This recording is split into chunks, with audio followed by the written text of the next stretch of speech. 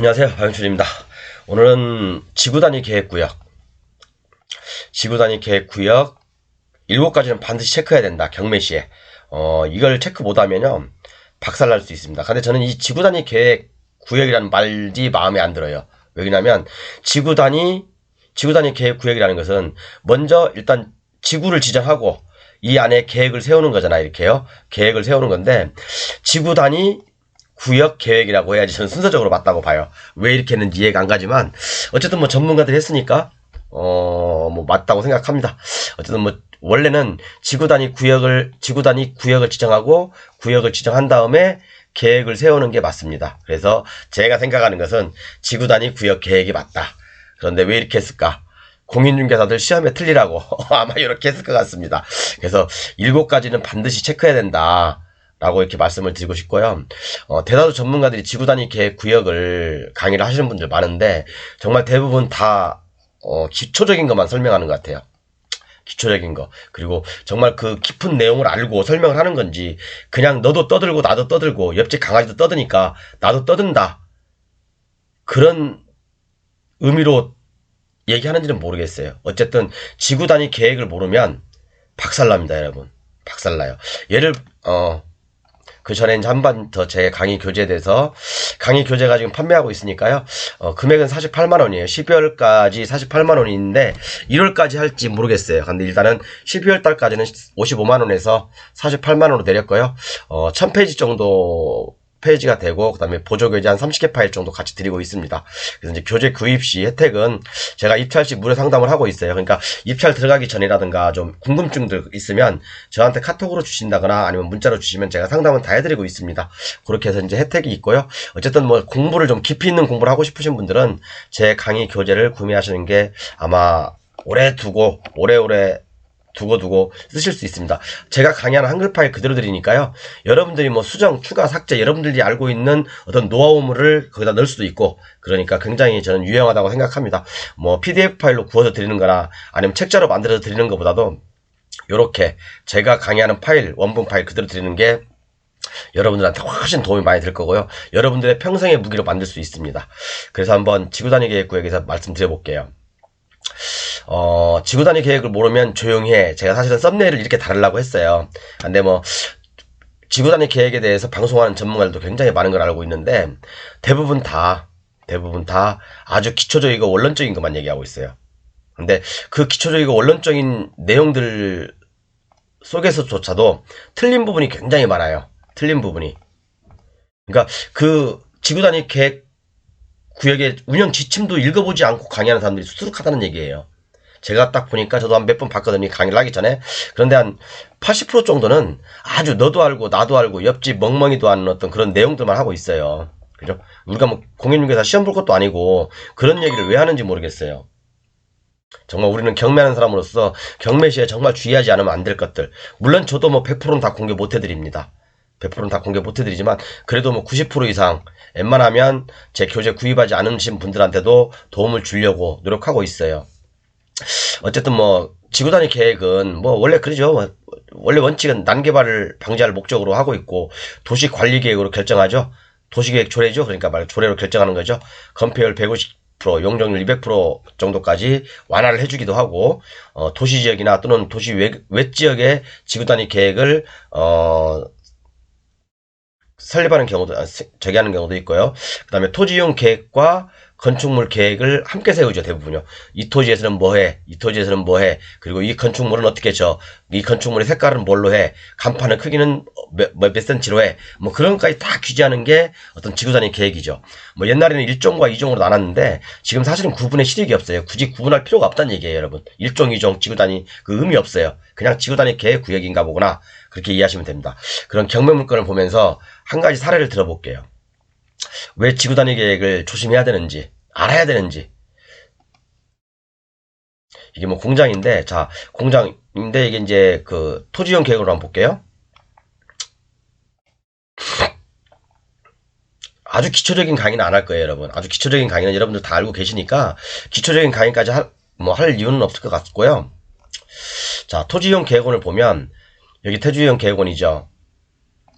자, 그래서 여기 이제 이 토지입니다. 이 토지인데, 자, 계획관리지역, 산업개발진흥지구, 제2종 지구단위 계획구역, 그 다음에 그렇게 나와 있죠. 그러면 여기서 보면, 제2종 지구단위기가 붙어 있으면, 토지 용도지역, 용도지구, 용도구역 중에서 대빵이라고 했죠. 깡패라고 했죠. 얘가 시키는 대로만 해야 돼요. 얘가 시키는 대로만. 산업개발진흥지구 이딴 거 필요 없고, 계획관리지역 이딴 거 필요 없어요. 얘가 시키는 대로만 해야 된다.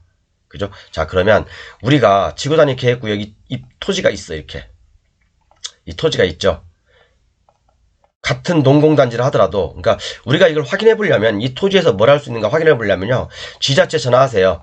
월천 농공단지 지구단위 계획을 보려면 어떻게 해야 됩니까? 라면 지자체 담당자께서 친절하게 설명해 드려요.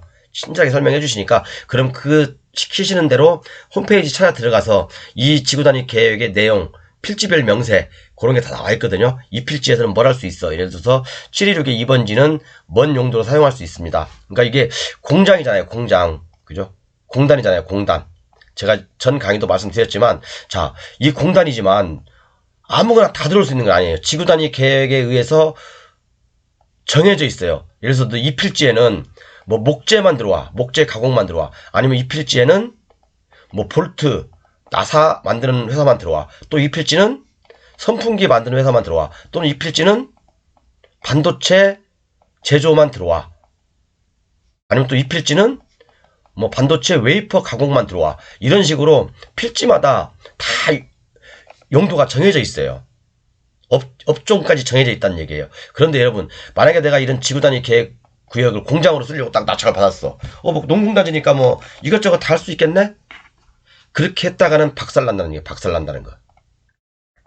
왜? 내가 이 땅을 낙찰 받았는데 이 땅은 목재만 사용해. 실질적으로 내가 사용하고 싶은 목적은 뭐 반도체 웨이퍼 가공 공장인데, 자, 목재로만 사용해. 그러면 반도체 웨이퍼 공장으로 임대라든가 매매를 할 수밖에 없잖아요. 그죠? 그렇잖아요.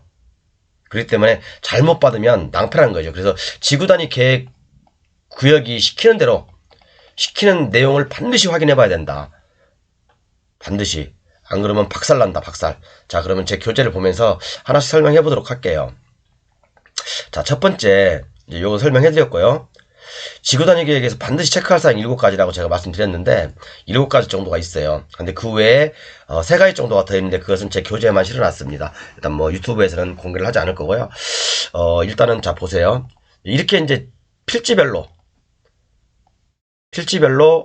또는 획지별로, 가구별로 다 용도가 정해져 있죠. 자, 그러면 우리가 지구단위 계획에서 쓰는 용어, 가구계획, 획지계획, 모르시는 분 제 전전 강의를 보십시오. 아마 419강 정도 될 거예요. 가구계획, 획지계획. 가구라는 것은 일단의 도로로 둘러싸여 있는 요것을 가구라고 합니다. 가구. 그죠? 가구계획이라고 해요. 그 다음에 획지계획은 뭐냐면 어떤 쉽게 얘기하면 색깔이 같은 거 있죠? 이건 색깔이 같은 것들, 요거 색깔이 같은 것들, 이게 바로 어떻게 보면 가격이 비슷한 어떤 동일 수구권 내거든요, 이게요. 그렇기 때문에 동일 지역 내 이것을 갖다가 획지라고 합니다. 획지. 그러니까 여기는 이게 하나의 획지가 되겠죠, 이렇게요. 하나의 획지. 이 큰 도로를 기준으로 해서 요게 가구, 여기도 역시 하나의 큰 가구, 여기도 가구, 그리고 요 조그만 것들, 여기 색깔이 같은 것들을 획지계획이라고 합니다. 그죠? 뭐 설명하다 이렇게 했지? 어쨌든 간에 아까도 설명드렸지만, 만약에 공장이야. 이 공장, 이 필지에서는 뭔만 해. 근데 내가 뭐 중금속을 사용하려고 하는 목적으로 공장을 낙찰받았는데 안 된대. 안 되면 어떻게 해야 되겠어요? 변경을 시켜야 되겠죠? 지구단위도 변경 가능합니다. 지구단위 변경을 얘기하는 사람은 대한민국에 저밖에 없어요. 제가 419강부터 얘기했죠. 대다수 전문가들 정말 쓸데없는 소리 많이 한다고. 그죠? 일단 차근차근 설명할게요. 자, 그래서 우리는 첫 번째, 지구단위 계획이 우리가 이제 경매를 하든 매매를 하든 간에 확인해야 할 사항이 7가지, 기본적으로 7가지가 있어요. 7가지가. 근데 그 외에 나머지 3가지가 더 있는데, 그건 제가 이제 나중에 시간 되면 말씀드릴 거고, 제 교재에는 다 실려 있습니다. 그런데 이제 지구단위 계획에서 경매를 하려면 지구단위 계획구역이 지정이 언제 되는지 반드시 물어봐야 돼요. 지구단위 계획구역이 지정이 언제 됐는지. 왜 그러냐면 요것은 지구단위 계획 구역이 지정이 되잖아요. 이렇게요. 구역이 지정되잖아요. 그러면 이 3년 동안 실시계획이라고 하죠. 도면 또는 지형도가 고시되지 않으면 그 다음날 실효가 돼요. 실효가. 그죠? 그래서 만약에 간혹가다 그런 경우도 있어요. 여기가 이제 지구단위 계획이 지정만 하고 이런 그 도면이라든가 이런 걸 작성하지 않을 경우가 많아 있어요. 그러다가 어느 순간에 실효되는 경우도 있습니다. 오히려 실효되는 경우는 좋을 수도 있고 나쁠 수도 있어요. 그건 제가 설명을 드릴 거예요. 자, 그러면 그렇기 때문에 실효와 관련되어 있는 거기 때문에 지구단위 계획 구역이 지정되면 언제 지정됐냐? 언제 지정됐냐? 그걸 반드시 제가 순서로 다 적어놨습니다. 언제 지정됐냐? 반드시 물어봐야 되고요. 두 번째는 지구단위 계획 구역의 지정 주체는 누구냐? 민간이냐 국가냐? 요걸 물어보셔야 됩니다. 요걸 물어보셔야 된다고요. 왜 이런 말씀을 드리냐면, 자, 지구단위 계획 구역을 만약에 국가가 여기서 지정했다. 국가가 입안하고 지정했다. 그러면 실시계획이 안 나오면 3년이라는 기간이 필요해요. 3년이라는 기간이 필요한데 3년 이내에 이 실시계획이 안 나오면 실효가 됩니다. 그 다음날. 그런데 만약에 민간이 제안을 했어. 민간이 제안을 했어요. 민간이 제안을 하면 공사에 착수하지 않으면 5년 되는 날 다음 날에 실효가 되기 때문에 그런 거예요. 그러니까 국가가 지정하면 3년이 기간이 짧지만 민간은 5년이라는 시간을 기다릴 수가 있어요. 잘못하면요. 그죠? 내가 경매가 이때 한 지구단위 계획 구역을 지정하고 1년 후에 경매가 나왔어. 근데 국가가 지정했을 때는 앞으로 2년만 더 기다리면 실시계획이 안 나오면 지구단위 계획이 실효되지만 그게 좋을 수도 있고 나쁠 수도 있지만, 그죠? 만약에 민간이 제안해서 지정이 됐어. 그럼 5년이라는 얘기죠. 그럼 앞으로 저는 4년이라는 시간을 더 기다려야 되는 게 그만큼 시간이 더 많이 걸릴 수도 있다. 그죠? 지구단위 계획구역. 그래서 반드시 첫 번째는 확인해야 할 사항. 지정이 언제 됐냐? 이거 여쭤보시고요. 지구단위 계획구역이 주체는 누구냐? 민간이냐? 국가냐? 요거. 제가 이제 그래서 국토법에 나와 있는 53조. 그죠? 국가가 지정하면 3년이 되는 다음날에 실효가 되고요. 민간이, 주민이 입안 제한했을 때는 공사에 착수하지 않으면 그 5년이 되는 날 다음 날에 실효가 됩니다. 그렇기 때문에 지정이 언제 됐냐, 주체가 누구냐 이건 반드시 물어보셔야 되고, 그다음에 세 번째, 실시계획이 언제 나오냐, 실시계획이 언제쯤 나오는지 대략 물어보셔야 돼요. 예를 들어서 아까처럼 지정이 딱 됐잖아. 이렇게요. 지정이 되고 3년 또는 5년에 실효가 되잖아요. 그러면 실시계획이 언제쯤 나올지, 만약에 이제 경매가 한 뭐 1년, 2년 됐어 이렇게. 근데 이때쯤 경매가 나왔어. 그럼 지금 실시계획을 입안 중이냐, 실시계획이 나왔냐, 그것도 반드시 물어봐야 돼요. 그죠? 왜 이런 말씀을 드리냐면, 자, 참 이런 것도 모르고 강의하는 사람들 많아요. 정말 저는 이거 진짜 여러분 별표 100개 기육으로 시작하는 그 학원 그 원장님이신가? 그분이 얼마 전에 지구단위 계획구역에 낙찰을 받으셨더라고요. 근데 제가 봤을 때는 그분이 설명하는 게 엄청나게 잘못됐다고요. 자, 실시계획이 언제쯤 나오느냐. 그러니까 요걸 왜 물어봐야 되는지 하면, 자, 여기 위에 그림을 볼게 설명할게요. 자, 지구단위 계획구역이 지정이 됐어요. 그러면, 자, 실시계획이 나왔어. 실시계획이 뭐였죠? 아까 위에서 본 도면이죠. 이렇게. 그죠? 각 필지마다 너는 뭐해, 여기서는 뭐해, 여기서는 뭐해, 너그 둘이는 합해서 개발해. 어떤 그런 실시계획이 나오면 실시계획대로 하면 돼요. 이 지형도가 고시된 대로 하면 돼요. 그죠? 이 필지 명세대로 하면 되는 겁니다. 필지 명세대로. 그런데 만약에 이때 내가 한 지구단위 계획 구역이 지정만 됐어. 지정되고 1년 정도 됐어. 그러면 실시계획도 안 나왔잖아요. 아직. 나오려면 한 2년이라는 시간이 필요하잖아요. 그럼 내가 여기다 어떤 행위를 할 수 있을까? 아까처럼 계획관리지역 또 지구단위 계획이 딱 묶여있어. 그래서 지구단위 계획은 아직 실시계획도 안 나왔어. 그러면 이 실시계획이 나오기 전까지는요, 계획관리 지역에서 허용하는 건축행위를 하면 되는 거예요. 그죠? 이것도 모르는 사람 많아요. 여러분 한번 물어보세요. 물어보시라고요. 자, 요렇게 아셨죠? 요렇게 하시면 되는 거예요. 그죠? 그렇지만 이건 나중에 얘기하고, 자, 그렇게 하시면 되는 거고, 그래서 여기 이제 법조문이 있죠. 실시계획이 언제쯤 나오는지, 입안 중인지, 실시계획이, 아유, 또 옵타 났네.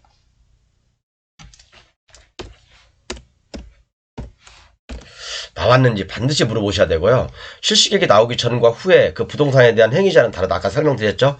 그죠? 이게 실시계획이야. 실시계획이 나왔으면, 이 실시계획대로 해야 되지만, 실시계획이 나오기 전에 경매로 낙찰받았다면, 용도 지역에서 허용되는 건축행위를 하면 되는 겁니다. 자, 요것은 제가 제 교재에 쓰려놨습니다. 지구단위 계획 또는 관계 법률에 따른 개발계획이 수립되기 전에, 그죠? 개발계획이 수립되기 전에 도시군 계획 조례로 정하는 건축물을 건축할 수 있다. 돼 있죠, 이렇게요. 그죠? 조례로 정하는 건축물을 건축할 수 있어요. 수립되기 전에는, 그러니까 지형도면이 나오기 전에는, 실시계획이 나오기 전에는 제 54조에도 그렇게 똑같은 내용이 있습니다. 54조에도 지구단위 계획에 맞게 맞아야 한다. 그죠? 공작물을 설치하려면 용도 변경이나 건축 또는 용도 변경을 하려면 지구단위 계획에 맞게 해야 한다. 다만 지구단위 계획이 수립되지 아니한 경우에는 그러지 아니한다. 그러지 아니하다는 말이 뭔 말이에요? 요거 도시계획 조례에 따른다. 도시계획 조례에 의해서 하면 된다. 그런 얘기죠. 중요한 얘기입니다. 이거 여러분. 그죠? 그럼 예를 들어서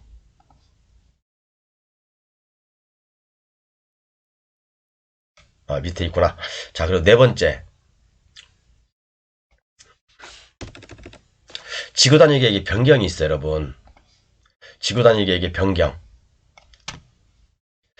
필지별로 정해져 있는 토지의 운명 또는 기존 건축물의 운명도 바꿀 수 있다 라고 제가 되어 있죠. 이 변경에 대해서는 어느 누구도 얘기한 사람 없을 겁니다. 그리고 지금부터 이 3번부터 대부분 여기까지는 다 얘기해요. 여기까지는 다 얘기해요.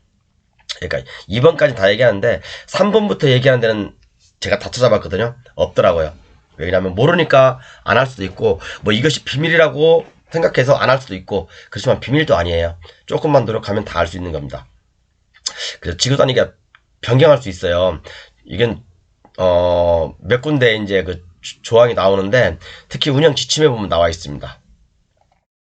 지구단위 계획 운영 지침에 보면 2-6-4에 주민이 지구단위 계획 구역의 지정 및 변경이라고 되어 있죠. 지구단위 계획의 수립 및 변경에 관한 사항을 제한하는 때에는 다음 요건을 갖춰야 된다. 뭐 3분의 2 이상 토지 소유자의 동의가 있어야 된다. 이 부분이 중요한 거예요, 여러분. 이 부분이. 그리고 일부 토지에 대한 지구단위 변경을 제한할 수 있다. 이런 경우도 역시 마찬가지로 3분의 2의 동의가 필요하죠. 자, 이렇게 변경을 하려면 어떻게 해야 되는지 제가 설명해 드릴게요. 이것만 봐선 여러분 이해 못해요, 여러분. 절대적으로 이해 못한다고요. 자, 그러면 어떻게 변경하는지 알려드릴까? 419강에는 대충 설명해 놨거든요, 제가요. 근데 말씀드릴게요. 어차피 뭐 이것도 중요한 거니까. 그죠? 자, 그림을 보면서 말씀드릴게요. 자, 제가 아까 처음에 가구하고 획지에 대해 설명드렸죠. 얘기할까? 가구하고 획지에 대해 설명했죠. 이게 도로로 둘러싸인 일단의 토지 크기가 제가 가구구역이라고 했죠. 그죠? 그 다음에 요 색깔이 같은 것들, 요걸 제가 뭐라고 했죠? 획지라고 했죠, 획지. 자, 그러면 내가 아까 한 가지만 말씀드릴게요. 변경하려면 3분의 2의 동의를 받아야 된다고 했잖아요. 그죠? 토지 소유자의 3분의 2 동의를 받아야 된다고 했는데, 자, 그러면 이 지구단위 계획 전체 토지 소유자의 3분의 2의 동의를 받냐? 그런 사람도 있어요. 그렇게. 뭐 이 부분을 강의한 사람은 아무도 없으니까 전문가라고 하는 사람들 유튜브에 보십시오. 이 지구단위 계획의 변경에 대해서 강의한 사람 아무도 없습니다. 제가 대한민국 최초입니다. 근데 또 제가 이렇게 강의하면 또 따라 많이 할 거예요. 저는 많이 유튜브도 가끔씩 보거든요. 제가 강의를 하고 일주일 또는 한 달 이내 뭐 저랑 썸네일이 비슷해서 유명한 사람들이 제 걸 다 따라해요. 근데 그분들은 더 저보다 이제 조회수도 많고 구독자 수도 많으니까 저보다는 더 인기 있는 것처럼 보이죠. 그렇지만 날짜의 시간 순서를 보면 제가 항상 먼저 합니다. 제가 항상 먼저 한다고요. 나중에 좀 망신당할 전문가들도 많아요, 저한테. 근데 어쨌든 요거 3분의 2의 동의를 받아야 되는데, 자, 그럼 이 전체 토지에 대해서 지구단위 계획 구역에 대해서 동의를 받아야 되냐? 그건 아니란 얘기죠. 제가 그래서 가구하고 획지를 말씀드렸는데 획지는 뭐라고 했죠? 용도가 같은 지역 또는 가격 조건이 비슷한 지역을 획지로 하나 묶는다고 했죠. 그래서 여기가 이 가구 중에서 이 가구 도로로 둘러싸인 이 가구 중에서 여기 이쪽이 그죠? 용도가 같거나 또는 가격이 비슷하겠죠. 이것을 획지라고 합니다. 이 획지에 토지 소유자의 3분의 2 동의가 필요합니다. 이 전체가 아니라 획지 소유자의 3분의 2 동의가 필요하다고요. 물론 여러 가지 조건은 있어요. 몇 가지 더 있는데 일단 가장 기초적인 게 그거예요. 그렇기 때문에 아니면 뭐 전체가 다 협의해서 바꿀 수도 있고요. 그죠? 협의해서 바꿀 수도 있고 그렇기 때문에 뭐 나중에 이상한 쓸데없는 그러니까 공부가 깊이 안 된 전문가들은 제 걸 카피한다 하더라도 쓸데없는 소리 할 거예요. 제가 볼 때는. 근데 분명히 답은 획지의 3분의 2 이상의 동의입니다. 그렇지만 이것도 다른 방법이 있어요, 여러분. 다른 방법이 있다고요. 예를 들어서 여기 내 토지는 이쪽 토지는 단독주택만 지어. 그렇지만 나는 이것을 실질적으로 근린주택으로 바꾸고 싶어요. 근린상가로 바꾸고 싶은데 그러면 제가 아까 말씀드린 대로 획지 소유자의 3분의 2 동의가 필요하잖아요. 그렇죠. 이렇게 할 수도 있다니까요. 단합만 잘 되면 또 능력만 있다면 이걸 또 전문으로 하는 사람도 있어요. 자, 이해 가셨죠? 일단 변경에 대해서는 그까지만 할게요. 변경은 대한민국 어느 누구도 얘기하지 않은 거니까 지금까지 제가 최초로 얘기한 거니까요. 지구단위 계획 변경에서 주민이 2-6-9 2-6-5 보면 요건을 갖춘 경우에는 기존 지구단위 계획구역 내의 일부 토지에 대한 지구단위 계획의 변경을 제한할 수 있다. 그죠? 기존 지구단위 계획구역의 지정 목적과 토지 이용 계획에 적합해야 된다. 그죠? 이런 몇 가지 조건이 있습니다. 어쨌든 간에 변경도 할 수 있어요. 변경도 할 수 있어요. 지구단위 계획 구역을 변경한다는 얘기는 유튜브에서 처음 들어보시죠, 여러분? 이런 게 진짜 실력이고 돈 되는 거 아닌가요? 그죠? 물론 어렵죠? 어려워야지 돈이 되지. 누구나 다 하는 뭐 지구단위 1번, 2번만 설명하면 그게 돈입니까? 사람들은 그래요. 지구단위 계획구역, 대부분 다 강사분. 지구단위 계획구역이 있어. 그럼 여기 필지 명세가 있어. 이대로 해야 됩니다. 조심하십시오. 그딴 얘기만 하지만 실질적으로 그죠? 그럼 지구단위 계획구역이 실시계획이 나오기 전에는 그럼 어떻게 해야 되냐? 그거 설명하는 사람 아무도 없고요. 지구단위 계획의 변경에 대해서 얘기하는 사람도 아무도 없어요. 자, 그리고 그럼 다음 문제를 생각해 볼게요. 지구단위 계획구역 그 실시계획이 나왔다면 어떻게 합니까? 실시계획이 나왔다면 자, 예를 들어서 지구단위 계획구역이 지정되고 실시계획이 나왔어. 도면이 나왔어. 그럼 이 이후에 건축물들에 대해서는 기존에 있던 건축물들에 대해서는 어떻게 할 것인가? 지구단위 계획 실시계획이 나왔으면 얘가 하는 대로 다 바꿔야 돼요? 그건 아니죠. 예를 들어서 22-11800 한번 볼게요.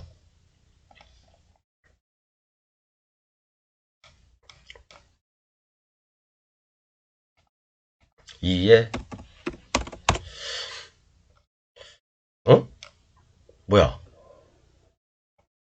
22-1180. 22-1180이나. 자, 볼게요. 이 물건을 들어가라는 거 아니에요. 제가 강의를 위해서 하는 겁니다. 자, 요 물건. 자, 예를 들어서 대구 광역시 달서구 뭐 진천동인가? 진천동에 있는 물건인데 자, 볼게요. 택지개발지구. 그 다음에 제1종 지구단위 계획구역. 그죠? 돼 있죠. 지구단위 계획구역 돼 있죠. 자, 그러면 이 물건인데 이 물건이 자, 지구단위 계획구역이 완성됐나 보네요. 그죠? 자, 지구단위 계획구역이 지정되고 그죠?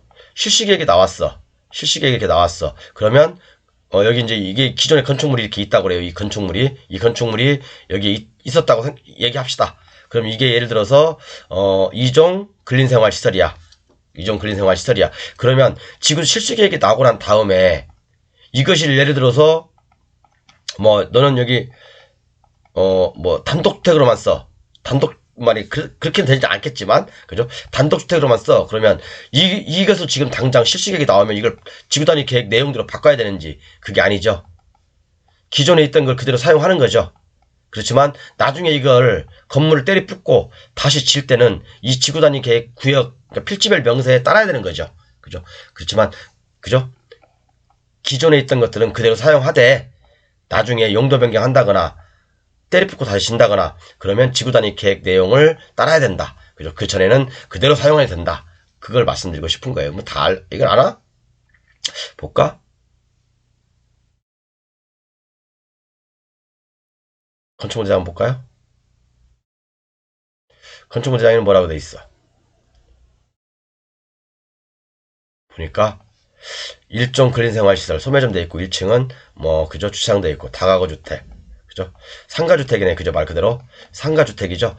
상가주택을 실시계획이 나오기 전부터 상가주택으로 있었는데 그죠 실시계획이 나오기 전부터 상가주택이 있었는데 요게 실시계획이 나온 다음에 보니까 요것은 단독주택으로만 써. 그러면 아니면 뭐 다가구 주택으로만 써.